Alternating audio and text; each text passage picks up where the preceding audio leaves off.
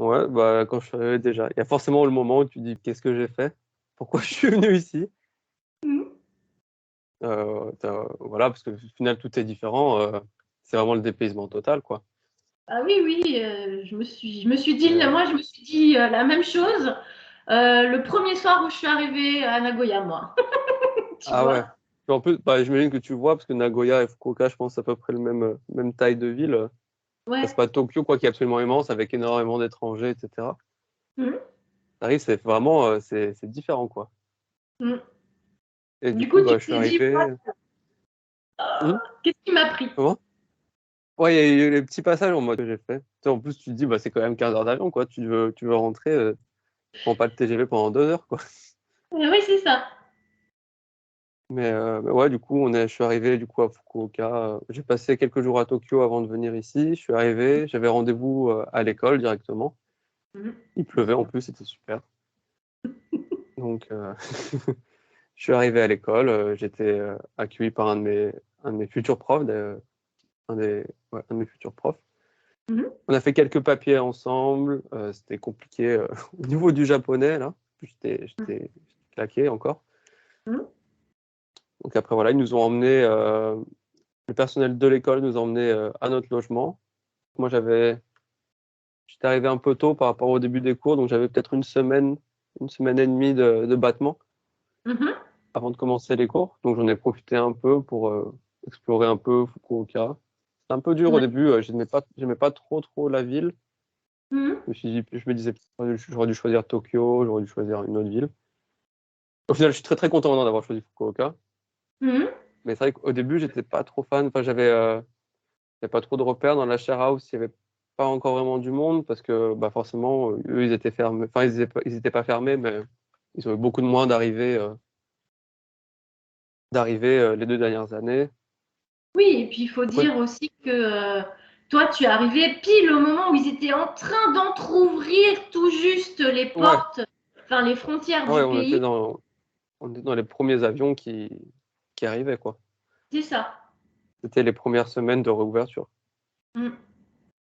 Donc voilà, et après, donc, je n'ai profité pour explorer un peu Fukuoka, qui est vraiment une très jolie ville. Maintenant c'est ce que je me dis. Et du coup, les Oh, cours ont commencé. Ouais. Les cours ont commencé, ils nous ont séparés du coup en plusieurs classes. Donc mm. ils avaient vraiment mis, comme je t'avais dit, ils avaient eu des profs qui étaient partis pendant que les frontières étaient fermées, donc ils avaient moins de classes. Mm. Donc forcément moins de classes faites par niveau, vraiment de manière plus précise. Ouais. Moi, j'étais dans une classe qui commençait vraiment de zéro, du chapitre 1 du Minano Nihongo. Et à côté, on était deux classes comme ça, il me semble, deux classes de débutants. Donc, ce qu'ils appellent Ouais. débutant 1, je crois, ici.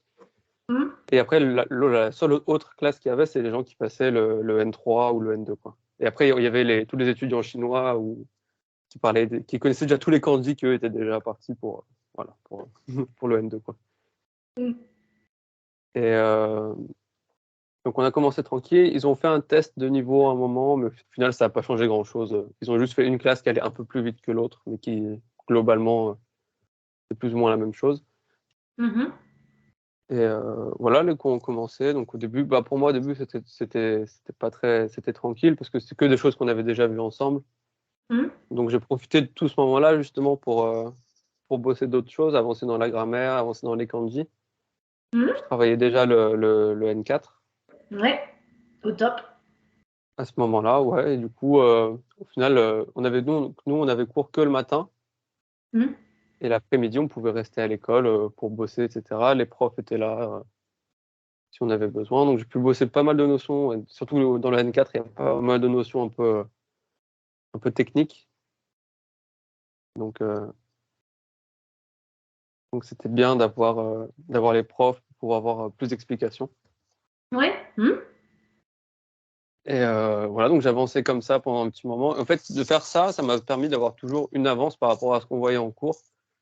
Ouais. Et en fait, de voir les choses par moi-même et en cours, vraiment de confirmer la notion qu'on voyait avec beaucoup d'exercices, beaucoup de choses comme ça. Mhm. Et donc voilà, j'ai fait ça à peu près pour les 6 premiers. Bon, j'ai fait ça à peu près toute l'année en fait, mais Hmm.